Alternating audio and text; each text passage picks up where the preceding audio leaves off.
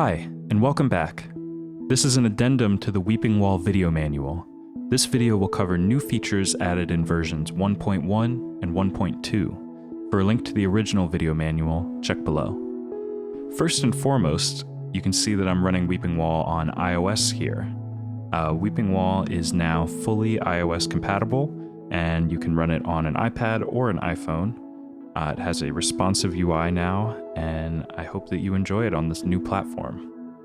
One thing to note is that Weeping Wall is an audio effect, so make sure that you load it in the right place. Here in AUM, that means that I'm loading it in this midpoint on the channel here.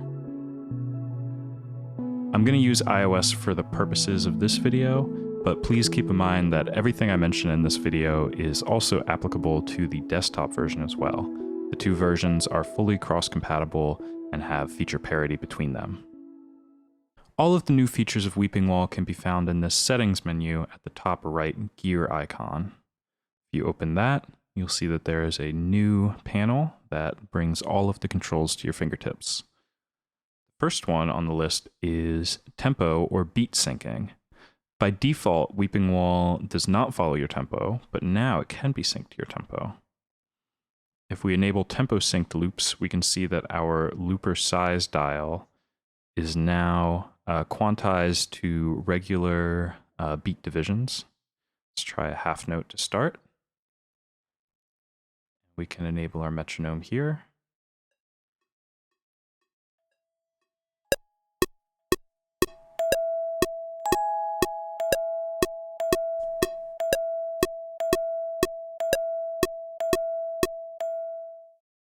Please keep in mind that this only applies to new loops. Just like with the basic Weeping Wall functionality, the looper size will only affect new loops that are recorded. And also please note that jitter is turned off by default, just to preserve the tightness of the tempo syncing, but you are free to re-enable that if you want.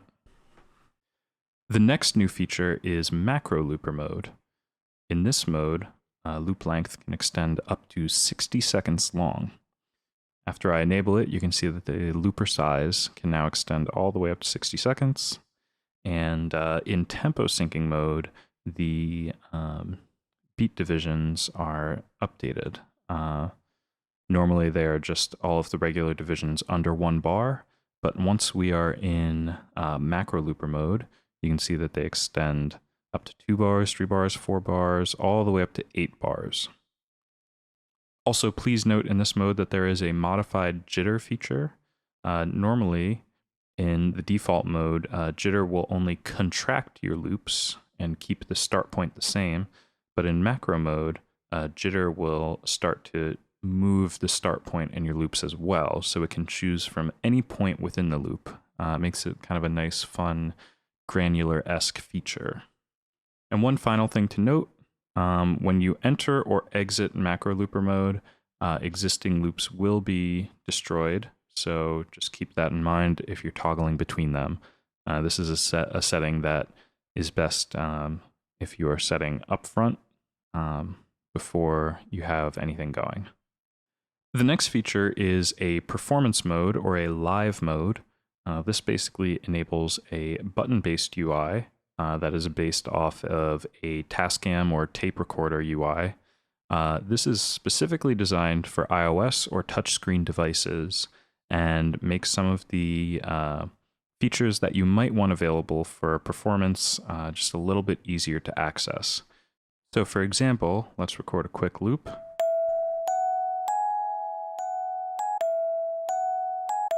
We can now pause. We can also disable recording.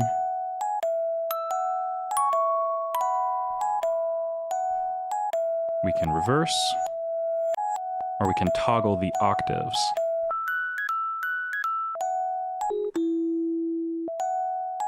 So hopefully this makes performing with Weeping Wall, especially on iOS, just a little bit more fun. The next feature is an auto stop feature. This basically synchronizes Weeping Wall to your host or your DAW. and it makes it so that the transport of your host can automatically pause or stop loops. So let me show you how this works. I'm going to start the transport. You can see in the top left corner that that's now running. And let's record a quick loop.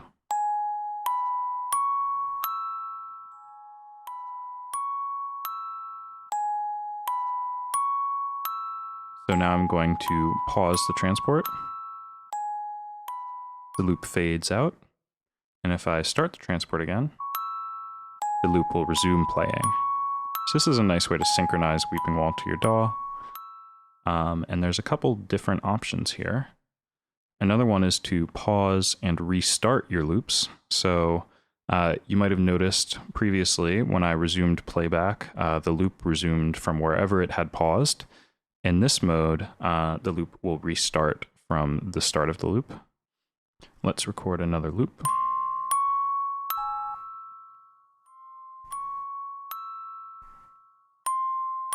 And now let's stop the transport to pause it.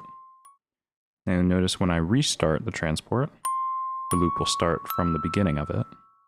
This can be really useful in tempo sync mode. If you want all of your tempo and all of your beats to stay really tightly synced, this can be really useful in that case, because then you will start from the beginning of the loop right when the transport starts. And finally, there is a stop feature. In this case, your loops will be destroyed when they finish pausing. So just be mindful that that is a destructive feature. In this case, when we record a new loop,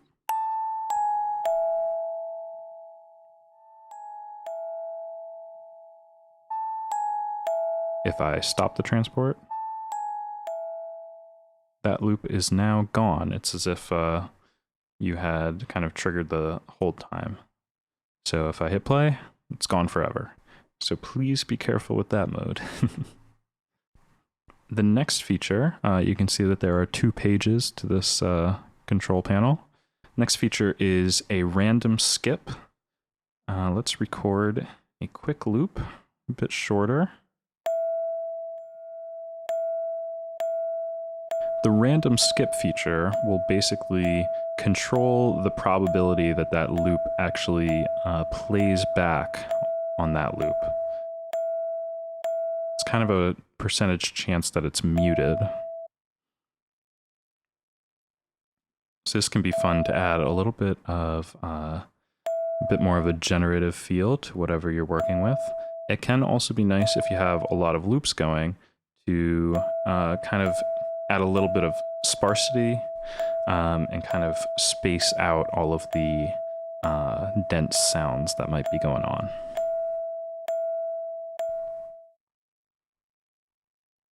The next feature is being able to change the crossfade length. This is the crossfade that happens at the beginning and end of a loop. By default, that's very short and it should be pretty much imperceptible, but we can increase that. Can go up to 1 second if we want. And what that's going to do is kind of blur the edges of the loop, and might be nicer for some ambient textures or just anything when you really want all of your sounds to kind of meld together a little bit more. So the sound that I've been using is kind of a like music box sound. So let's hear what happens after we increase the crossfade length.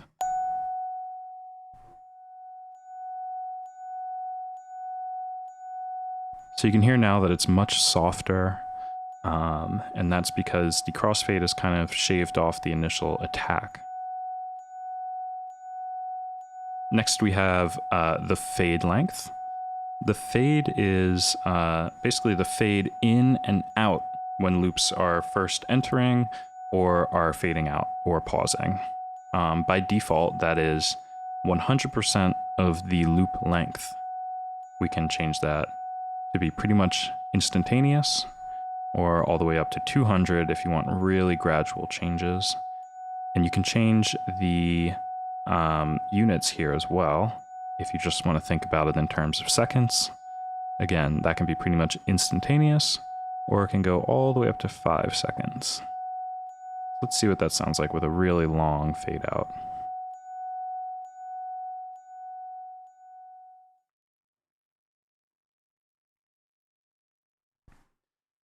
And one of the final changes here is just a high and low pass filter that's applied to the wet channel.